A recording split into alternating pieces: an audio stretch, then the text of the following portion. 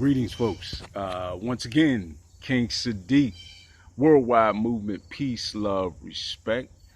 Thank you for chiming in or checking in with me as I chime in again. Another beautiful day in my hometown, Pittsburgh, Pennsylvania.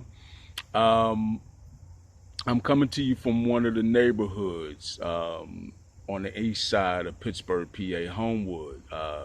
Not an area um, that I originally grew up in, but I actually ended up living in this neighborhood for a little while, and I actually jitneyed in this neighborhood for a little over 20 years. For those of you who may not be familiar with what a jitney is, basically like a freelance cab, right? None of the licensing and so forth. Better yet, maybe we'll call it Uber before Uber without the app, right?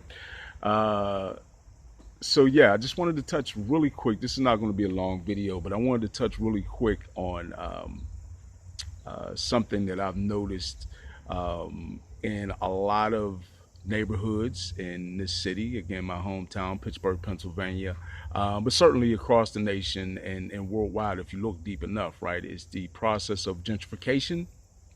Um, and that's not something that's new to anybody, right? I think that what folks don't realize sometimes is how, so just to go over that really quick, gentrification is the planned um, manipulation of neighborhoods within a given urban area to locate slash relocate um, different groups of people for different socioeconomic reasons, right? Unfortunately, this often rides along racial lines and ends up being a tool of oppression, right? Because what a lot of folks may not realize about the planning that goes into this, and when I say planning, I'm talking about, you know, 50, sometimes 100 years in advance, right? Literally, some serious long-term planning by, once again, the world's elites, right? This is just a local example of the impact of what many would call the quote unquote hidden hand, right?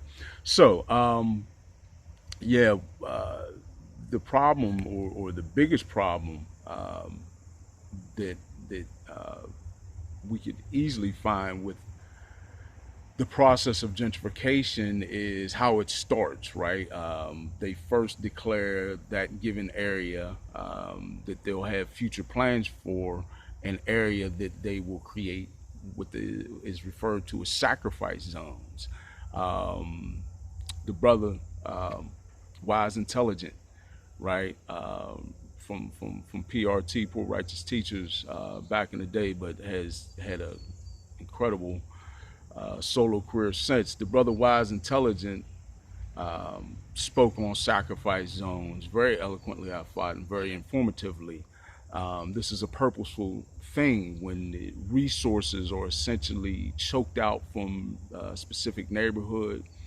I'm talking about from an institutional standpoint, right? The banking system is involved in this, city planning boards. Um, this is an organizational